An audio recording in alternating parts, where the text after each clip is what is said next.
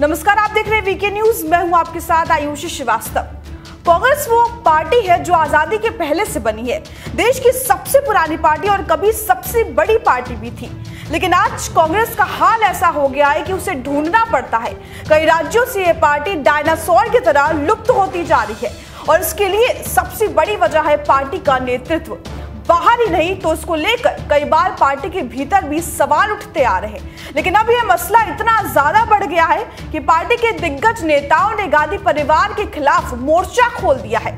Party के 23 बड़े नेताओं ने पत्र लिखकर एक तरह से सोनिया और राहुल के नेतृत्व पर सवाल खड़े करते हुए पार्टी में बदलाव और पूर्णकालिका अध्यक्ष की मांग कर दी है, जिसके बाद इन 23 नेताओं का पार्टी के कुछ नेताओं ने ही विरोध शुरू कर दिया। गांधी भक्ति में लीन ये नेता पार्टी से ज्यादा परिवार को अब तवज्जो दे रहे हैं और इसीलिए ये मामला अब ज्यादा सुलझने की बजाय और ज्यादा उलझता जा रहा है। इन 23 नेताओं में शामिल कई नेता रोज पार्टी और नेतृत्व पर हमले कर रहे हैं। दरअसल इसकी वजह है इन G23 के नाम से मशहूर ये नेताओं का दर्द। इन पर कीचड़ तो उछाले ही जा रहे हैं, लेकिन ये खुद को पार्टी में अलग थलग भी अब महसूस करने लगे हैं। यही कारण है कि उनकी तकलीफ रह रहकर सामने आ रही है। हाल ही में पार्टी के अंदर नेतृत्व की संकट को लेकर कपिल सिब्बल ने अपना दर्द बयां किया है। उन्होंने कहा है कि सिद्धांतों के लिए लड़ाई होती है तो विरोध अक्सर स्वैच्छिक होता है और समर्थन अक्सर प्रतिबंधित होता है। जब कांग्रेस कार्य समिति की बैठक में हम पर हमले हो रहे थे, एक भी सदस्य हमारे बचाव में एक शब्द भी नहीं बोला।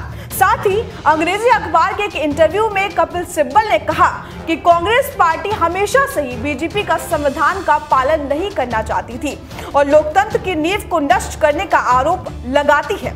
हम क्या चाहते हैं? हम अपने संविधान का पालन करना चाहते हैं। कौन उस पर आपत्ति कर सकता है? बता दें, सिर्फ कपिल सिब्बल ही नहीं, इससे पहले एक और दिग्गज नेता गुलाम नबी आजाद ने भी खुलकर अपने दुख का इजहार किया था। उन्होंने कहा था कि मेरे उद्देश्य गांधी परिवार को चुनौती देना या निरादर करना नहीं है, मैं बस पार्टी को और ज्यादा मजबूत करना चाहता हूं। उन्होंने कहा कि अगर संगठन चुनाव नहीं कराया जाए तो कांग्रेस पार्टी के अगले 50 साल तक विपक्ष में बैठना होगा। संगठन मजबूत नहीं है, इसलिए मतदाता कांग्रेस से दूर हो रहे हैं। जाहिर है कांग्रेस इस वक्त अपने सबसे बुरे दौर से गुजर रही है और गोड़ में खाज ये कि उसके दिग्गज नेता भी अब पार्टी में बागी हो गए हैं। ऐसे में कांग्रेस के लिए दोहरा संकट है। देखना होगा कि पार्टी इतिहास के सबसे बड़े संकट से कैसे निपटती है या फिर पहले जैसा इस पार्टी के लिए फिर कुछ टुकड़े होते हैं। कहीं ऐसा ना हो कि कांग्रेस की आपस की लड़ाई बीजेपी के कांग्रेस मुक्त भारत के सपने को साकार कर दे। बाकी देश दुनिया की खबरों के लिए आप देखते रहिए वीके न्यूज और चैनल को सब्सक्राइब करना ना भूलें।